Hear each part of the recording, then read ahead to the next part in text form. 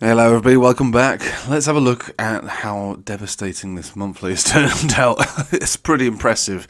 Look at the size of that red candle. Right, okay. So, the daily is Rec City, 4 hourly is Rec City, the weekly is Rec City. The only thing that we can hold on to for the moment then is the monthly, which currently is Rec City. Ethereum's still not closed, although today we might have that closure below 2,100, which is, for me, would be like big criteria to start limiting all positions, taking things out of hodls and stuff. And yeah, maybe you could consider that a successful shakeout for someone like myself. But you know, when you got to think about it like this, you know, big hodls for me. I won't be selling Bitcoin, but things like Ethereum. You know, my average Ethereum is $160, right? My average XRP is in the 30s, probably 40s. You know, and I've got quite a lot of this stuff. So I sort of think, if certain criteria gets met, where I do think that we're going to see continuation down, it might be worth taking a lot of those chips off the table, because it is a sizable amount of money, I have to say. And so that is the deal, really. I mean, it's not there yet, but it is more or less there at the moment. We're going to have to wait to see how the day closes, and then I'll let you know what it is that I'm planning on doing with that. Well, I say, you know, trades are trades. Like, I'm quite happy to consider putting trades in here. I had some decent trades put in on, pretty much a couple of days ago after the last stream. So Wednesday night, put in a few trades. Yeah, did some decent trades out of that. You know, there was a decent bounce, decent trades. All wiped off again. So what we're looking for now, really, is to focus on this monthly as we are approaching the end of the month with a new monthly close. And maybe from there we turn around. The 10 exponential has, in the past, proven to be reasonably okay as a place to sort of move from. You can see this big move up here, bang, down to the 10, 10, 10, 10, 10. But, you know, putting a 100x leverage position on a monthly support, you know, as much as it could be considered reasonably tight, you know, we're talking 77,200. I mean, you're kind of holding out for a lot there. If that fails, then to be fair, you're looking for the previous high here, 72,000. So you could just see a big slice down from here to there. You lose this area, and this is it really. You lose this area on Bitcoin. That is no longer a technical uptrend, 72,000. So we'll have to see. This all could be one giant bear trap. You've seen the fear in the market. You can smell the fear. You can probably even sense a little bit of fear from me, which isn't the usual way I interpret charts. I don't know if any of you lot play poker. I'm a avid poker player, and I do like a bit of that. And you do sometimes have to play not just the cards you're dealt, but the cards you're not dealt. And markets are a little bit like poker. I don't know if it's something you would agree with, but it is a little bit, especially the crypto market. You're talking about, a market which is still quite small compared to all the others, especially when you're talking about altcoins and stuff, which they can be moved by sort of big players, They can be manipulated to an extent, right?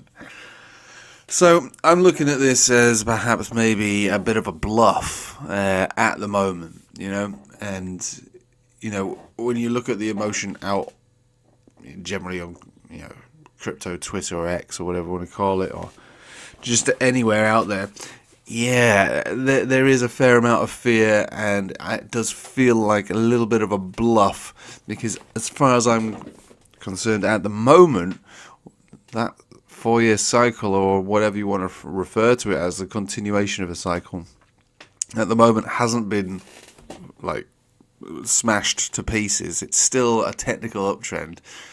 And we've seen stuff like this. We used to see stuff like this all the time. In fact, I think a lot of people kind of forget how crypto does behave. Bitcoin itself, we had a 50% move there. It was crazy.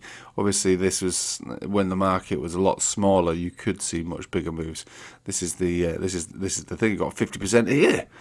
Within a month. We haven't really seen a move like that in quite a while. To be honest with you, one of these big chaos dump moves, 21% there.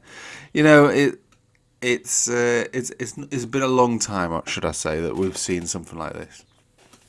But it doesn't mean that it hasn't happened. It used to happen all the bloody time.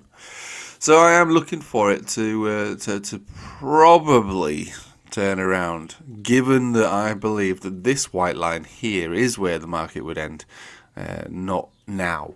All right, not now. Let's have a look at any kind of signs of life on any time on any time frame. And again, we're talking about divergences. So what do we have here? We have a small amount, although it is 3 ticks at this stage. Bullish divergence, jim. And we've got another one here on the money flow index. Bam, bam, bam, bam, bam. So we got those on the 4 hourly. That counts for something. Sometimes could count for a big thing. So that's enough to say, all right, that momentum's shifting a little bit now on the 4 hourly. Could see a nice bounce, and a bounce really for me, all it needs to do is close back above the 82, or even better, the 86, and give you that support and close above the 200 simple and exponential on the 4 hour on the daily, which doesn't have any divergence, unfortunately. Now, because it's been such a fast drop on the weekly, you're not going to get any divergence on that either. In fact, when you look for significant peaks and significant lows, you are looking just for a single drive of bull div on the money flow index, and we're not going to get that because we're not anywhere near low enough to get that. We're just not. The time we saw this big dump in the sort of getting towards the peak of the last bull market, you got this and you didn't have any bullish divergence on this at all. You just sort of turned around on the 50 exponential, rallied up to a new all-time high, but you did at that stage get a major bearish divergence, and that's where the peak was in. So I would put it to you that if we turn around, again, the word being if, and I think that we will. I know it sounds ridiculous. I'm not a perma bull or anything like that. I'm just sticking to my overall plan. If we do turn around from here, and I think that we will, we're going to be moving back up into the 100s, maybe even make a new all-time high, and that's where the high will be printed. Because we got the high here, we got a lower high here, but we also got a candle body lower high, so it doesn't count for divergence. What you'd be needing to see would be a higher high get printed, something that looks a little like this. Maybe we go around and look something like that over the next, over the most part of this year, and that wherever that takes you on the weekly would be enough for me to say that is the high. Could be just above the previous high, could be a little bit higher than that still. But that's where we're going, in my opinion, based on the overall expectation of the cycle. And even on my Telegram, I've seen people say, "Oh, I think the cycle's over. The 4-year cycle is forget about it. You can only forget about it when it's broken officially, not when we think it's going to break. And at the moment, it hasn't broken because it's not gone lower than the previous high, which is around 72,000 thereabouts. Close below there, then yeah, okay, we're in the bear market, and that's it. Okay, it's been a nice run. We picked up most of our Bitcoin between 19 and 21,000. If we have to sell it at 70,000, so be it. It's not the end of the world. I know that is not the crypto gains your granddad spoke of, but it's still not bad at all. If we leave with a 235% move, it's better than the people who bought it when it was higher. Now, that doesn't mean that all my trades are in profit. Absolutely not. The biggest trades I have, absolutely. The biggest hodls I have are absolutely in profit. If I have to cut losses at this stage, yeah, there will be some that I'll be cutting at a loss. But the vast majority is still in profit. And I suppose the beauty of this cycle has been XRP, really. But I'm speaking about it like it's all over. It's not. If we go over to XRP, what we see is a pretty sweet entry point for anybody who still believes that this market has life in it. $2, 20 moving average, 21 exponential on the weekly. this is a powerful scenario to find yourself in on a chart which has gone up to like significantly. This is offered today, this very moment in time.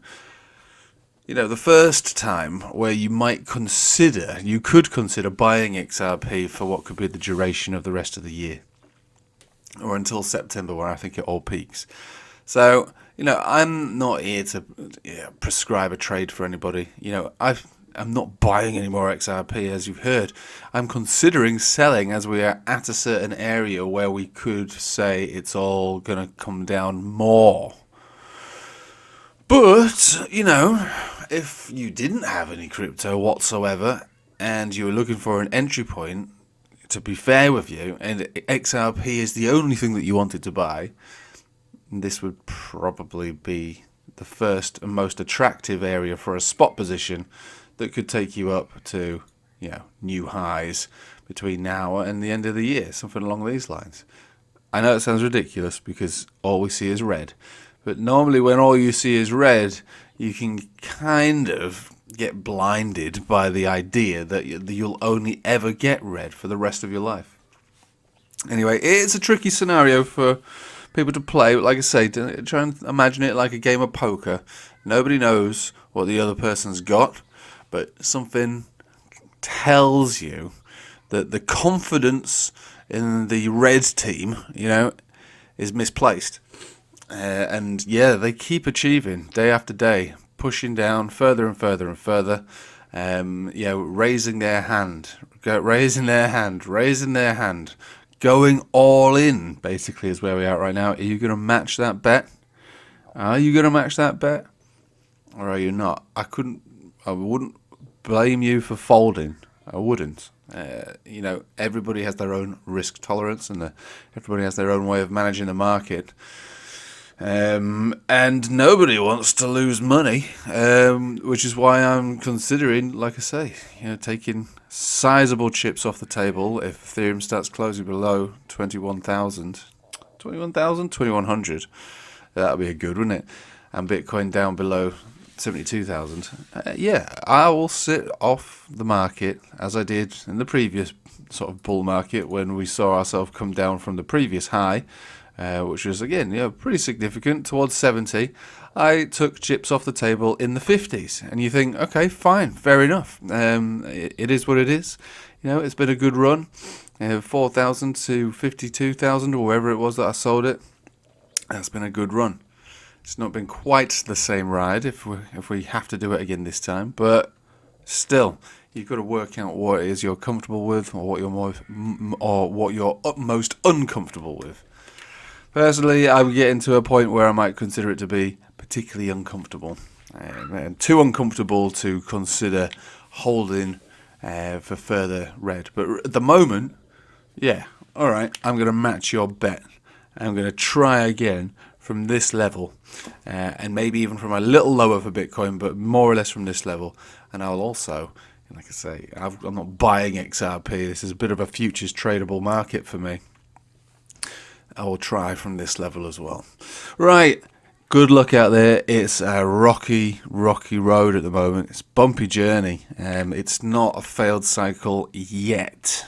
That's the thing to say. I appreciate that people are expecting the cycle to fail, but we can only consider it to be failed once it has failed. Okay, at the moment, the cycle still fits. The model still fits. And so with the model fitting, should come an expectation of higher highs.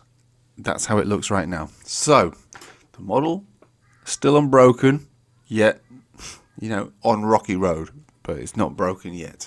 Right, I'll leave it there. Probably going to get a bit of hate for that, but I'll leave it there. Right, thanks for watching. Hope you have a nice day. Take it easy.